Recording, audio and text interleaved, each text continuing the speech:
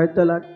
Good morning. ఈ దిన దేవుని వాగ్దానము 2 సమూయేలు గ్రంథము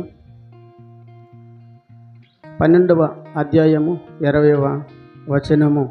అప్పుడు దావీదు నేల నుండి లేచి స్నానము చేసి తైలము పూసుకొని వేరు వస్త్రములను ధరించి యెహోవా మందిరములో ప్రవేశించెను. అవును ప్రియ సహోదరి సహోదరుడా, మరి ఉదయకాల సమయంలో ప్రభువైన యేసుక్రీస్తు వారి పరిశుద్ధాత్మ దేవునిగా నీతో మాట్లాడుతున్నారు.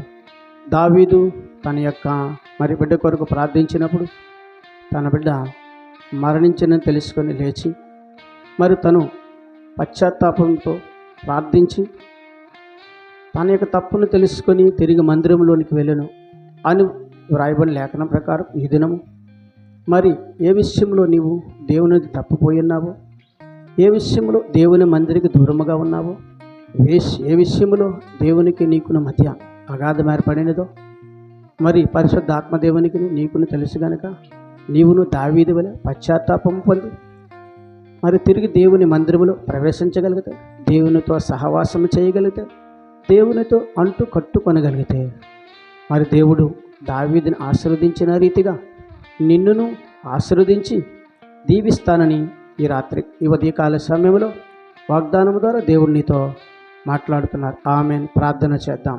సకలాశీర్వచనములకు కారణభూతుడైన మా యేసు ప్రభువా, నీ ఘనమైన నామానికి స్తుతులు స్తోత్రాలు, నీ సుందరమైన నామానికి లెక్కలు వందనాలు.